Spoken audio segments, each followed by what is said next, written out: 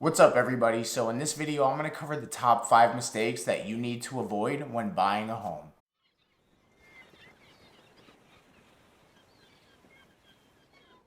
Okay, so welcome back. If this is your first time here, I cover everything there is to know about moving to or living in Fort Lauderdale and the surrounding areas.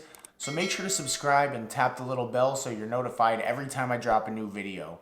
Also, I help a lot of people relocate here from out of state. That's what I specialize in. So if you're planning to make a move to Fort Lauderdale or anywhere in South Florida, make sure to get in touch with me. Call, text, or email, days, nights, and weekends, and I got your back. Okay, so excuse my voice if it sounds a little weird. I'm just getting over a cold, and first off, Happy New Year. Now that the holidays have come to an end, this is kind of the time when we start to see all the buyers coming out of the woodworks, all the guys that have been sitting on the sidelines for the last couple months. You know, the holidays are over, things with family are done, people are back to their normal routines. So this is kind of when we start to see that influx of buyers come back into the market. This is our busy season in Florida. So basically, when all these buyers start to come back at once, this is what's going to create the competition. And that's why I'm going to give you these 5 mistakes to avoid so that you're on top of your game and you're not lost in the mix. So with that, here's the 5 mistakes to avoid, and make sure to stay to the end because it might be the most important one.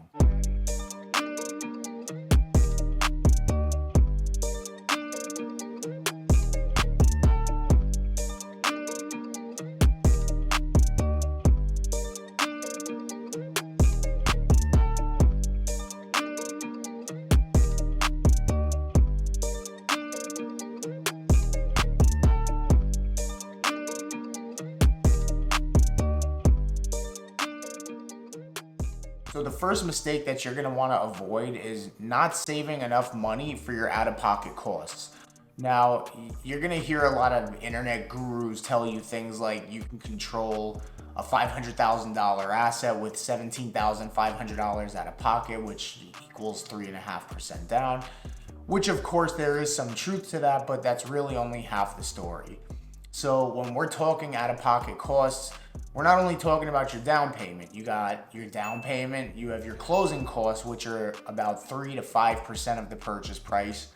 You also have to pay for the inspection and the appraisal, which are anywhere between $300 to $500 each. And then of course you have your moving costs, any remodel costs that you may have, and just in general, you don't want to drain your bank account. You don't want to go broke to buy a house. So this actually leads me into the second mistake to avoid, which is shopping before you're pre-approved. When you talk to that lender, they're gonna get your whole financial situation in order. A lot of buyers will just start looking at homes on Zillow especially, and they'll start falling in love with homes and neighborhoods, and they kind of get this picture in their head of what their dream is, and then they realize once they finally do talk to a lender that they were shopping way above or way below their budget in a neighborhood that they can't afford. So it's just one of those mistakes that you want to avoid. Not only that, but you want to make sure that you even do qualify for a home. I mean, you never know, there might be something on your history that you don't know about that you have to work on that may take you another year to qualify for a home. So not only does it have to do with, false expectations and you finding homes that you love that you can't make offers on, but you don't want to waste anybody's time either. I mean, you need to be prepared when it comes to actually making an offer on a home, and just getting this part out of the way first is not only highly recommended, but it's just for your sanity, your agent's sanity, and everybody's sanity involved. So when you speak to that lender, they're gonna basically give you every number down to the penny, including the monthly payment, which brings me to my next mistake to avoid, which is shopping based solely on purchase price versus monthly payment. Now, the purchase price is important. Obviously, you don't wanna buy a house that's overinflated, but the monthly payment is really what you're gonna be stuck with for the next 30 years. So you wanna make sure it's something you're comfortable with right now. Now, there's obviously ways that you can, lower your monthly payment short term, such as buying down your loan. things like that. Obviously, the interest rate is going to matter. I'm sure you've heard the phrase, marry the house, date the rate, or something like that. I can't stand that phrase, but there is some truth to it. You want to focus more on your monthly payment than you do on the entire purchase price. Like I said, the purchase price is important because you don't want something that's going to lose value, but chances are you're going to sell the house in 5 to 10 years anyway. So just make sure that payment is something that you're comfortable with versus the entire price.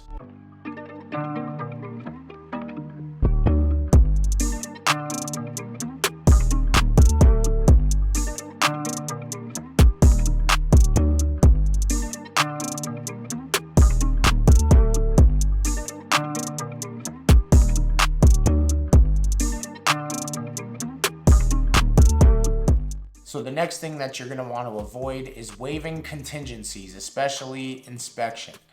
So this is something we've seen a lot of these last 2 years. I mean, basically, if you wanted a house in the last 2 years, you had to waive some type of contingencies, whether it was your inspection contingency, waive the entire appraisal contingency, or at least cover a portion of the gap. I don't recommend this, especially for first-time home buyers, but really for anybody. I don't care if the house is 30 years old, 30 days old, or 3 days old. Just because the home was built 2 weeks ago doesn't mean that something didn't go wrong in the process. You want to do your due diligence because, I mean, let's face it, this is probably the biggest purchase you're ever going to make in your life, at least for the time being. So you want to make sure you cross all your T's and dot your I's on everything when it comes to buying this home. Another thing is just because, everything looks good to the eye and like I said, the home may be newer, we don't know what's going on inside the walls either. We don't know what's going on with the roof if we can't see it. The only time I may say it's okay not to get one is if you're buying a property solely for the land and you're gonna completely tear the house down. I mean, obviously in that case you probably don't need one, but your buyer's agent should always recommend that you're gonna get an inspection, which brings me to my next mistake that you need to avoid, which is not working with a buyer's agent. So this doesn't cost you anything either, out of pocket. Let me rephrase that. It doesn't cost you anything out of pocket. The seller pays the listing agent the commission, and then the listing agent splits it with the buyer's agent. So you pay nothing to have full representation. Another thing I see a lot of first-time home buyers do, or just buyers in general, is they're gonna go on Zillow and start shopping for homes, and then they see that big blue contact now button, and they click it, and it goes directly to the listing agent. So a lot of people will go directly to the listing agent because they think they're gonna get a better deal if they just use one agent. Well, let me tell you, that's not the case. The listing agent was hired specifically by the seller of the home to get them the highest price possible. So they're not there to get you a deal, okay? That's just a common misconception. Not only that, but some buyers are just uninformed.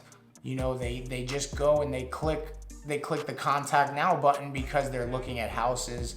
They don't really know how the process works. And then when you do that, you're not getting a start to finish white glove service, I guess you can call it. You're basically just getting somebody to open a door for you and write a contract. So I recommend interviewing buyer's agents, somebody who's going to represent you full time, your best interest, and get you the best deal possible. And experience doesn't always matter. I've said this in a video before. You got to trust your gut on this one, because somebody could be in the business for 20 years and it doesn't mean they're any better than somebody who's in the business for 5 years. So make sure you go with somebody who makes you feel understood, who understands your situation, who listens to you, and guides you from A to B. One analogy I kind of like to compare this to is going to court. If you were going to fight somebody in court, would you hire the same attorney that's defending the person that you're going up against? No, I don't think you would. So obviously it's not that serious, but to an extent, it's typically the same thing. So having good representation on your side really is what's gonna make it so that you avoid all these other mistakes that I talked about. So if you are just getting started on the process, I encourage you to reach out to me. Let's get on a Zoom call if you're local. Let's meet up. I'm gonna leave my contact info here again. There's also a link in my description to book a Zoom call with me. And let's go over your wants and needs. We'll go over the entire process from start to finish. That way, when your time has come, you got a game plan and you're ready to go. So as always, thank you for watching the video, and we'll see you on the next one.